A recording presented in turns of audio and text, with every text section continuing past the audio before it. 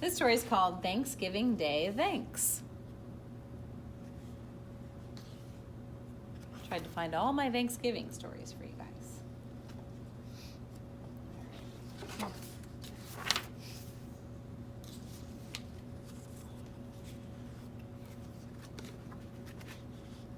Thanksgiving is coming, said Sam's teacher, Mrs. Wright. What one special thing about the holiday would you give thanks for? Football, shouted Nicole. Sweet potatoes with marshmallows, Jeffrey yelled. Shopping, announced Tiffany. Sam wasn't sure what his one special thing would be. So on Thanksgiving, you have to name something they're thankful for that happens around that time. Who knows the story of the very first Thanksgiving? Asked Mrs. Wright. Sam's best friend Mary Ann knew. When the Pilgrims came to America, Native Americans showed them how to plant corn and hunt for food. So the Pilgrims invited the Native Americans to a big feast to celebrate their friendship and their first harvest. And that is true. That's right, said Mrs. Wright. How should we celebrate Thanksgiving in class? We can have our own feast, Jeffrey suggested. We can dress up like pilgrims and Native Americans, said Mary Ann. Oh, goody, Tiffany clapped her hands. Costumes. Sam didn't have any ideas. He was stuck on figuring out what he was thankful for. Okay. Sometimes when we have Thanksgiving at the school, we'll dress up like that, and we'll also have some like Thanksgiving foods together. We won't be able to do this year, but you could do it with your family. Winston's hand shot up. My grandmother makes a turkey out of yarn for Thanksgiving. Ew, squealed Tiffany. You eat yarn turkey? Ew, squealed her friends. No, it's a decoration, Winston said. Before dinner, we write what we are thankful for on a paper feather and stick it in the turkey. So she takes a little spool of yarn and she shapes it like a turkey and then puts feathers on it, and she uses it as a decoration on the Thanksgiving table. That's a great tradition, said Mrs. Wright. Everyone pick one thing you are really thankful for to write on a feather. And I don't mean candy, she added with a smile. Uh-oh, thought Sam. He has to think of something bigger than candy, something better than candy. Because everybody likes candy. Okay. The class came up with all sorts of Thanksgiving projects. Jeffrey organized a pumpkin pie making contest. Nicole made special placemats. She collected red and orange maple leaves and pressed them between 2 sheets of wax paper. It's a fun art project. While shopping for a pilgrim outfit, Tiffany learned about a Thanksgiving food drive for the needy and donated cans of soup. Winston built a miniature Mayflower just like the pilgrim ship from popsicle sticks.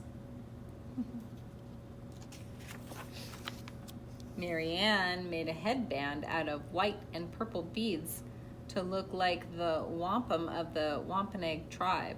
She also practiced with a bow and arrow until each arrow rubber suction head stuck to the target bullseye. Meanwhile, Sam worried.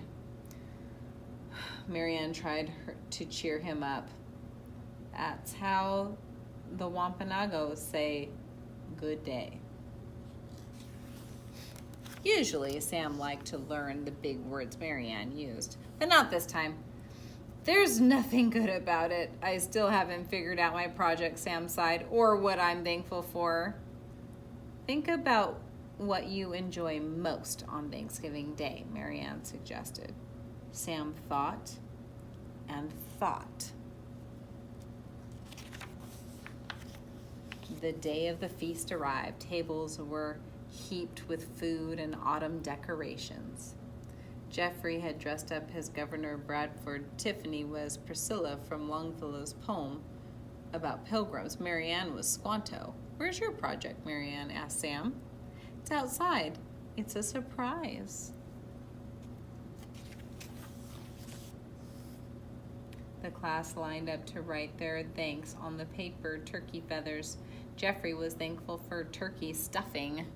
Winston was thankful for the school janitor being so nice about his flooding the cafeteria when testing his Mayflower. Marianne was thankful for books.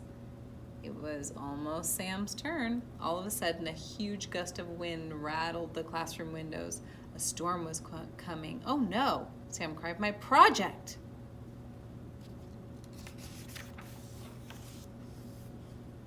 Sam dashed out to the tree to untie his surprise, a bunch of enormous balloons.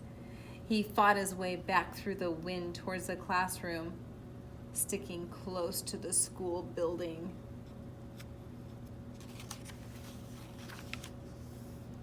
Everyone darted to the window just in time to see a big dog bobbing by.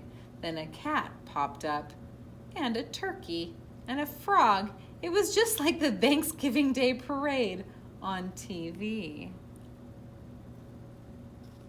If he likes. Another blast of wind whipped the balloons. The frog popped. The turkey broke loose. The cat flew away. Oh dear, said Mrs. Wright. Marianne grabbed her bow and arrow and the yarn turkey. She raced outside.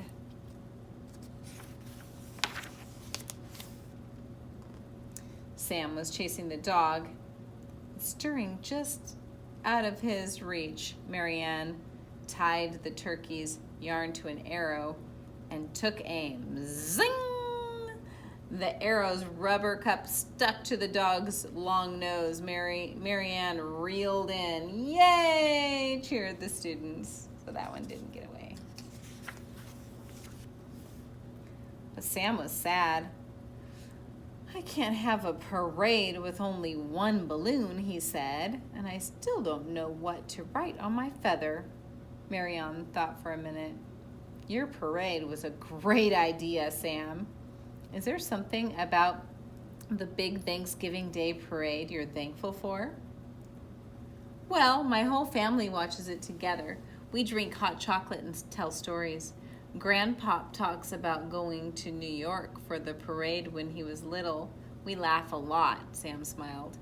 Now he knew what to put on his feather. I am thankful for time with my family. That's a good one to be thankful for. Later, Sam wrote another feather and tucked it into Marianne's headband. I'm thankful for best friends. She was very kind to him. All right, so let's think about this. Real or make-believe? It's make-believe. Characters in the story. Sam, really all the kids in his class. But especially his best friend that helped him out. And where's the story taking place? Most of the time they're at the school in the story. A little bit outside when the balloons start floating away. Okay. And this is kind of about what you are thankful for on Thanksgiving. So what are you thankful for in your life and on Thanksgiving Day? And think about that.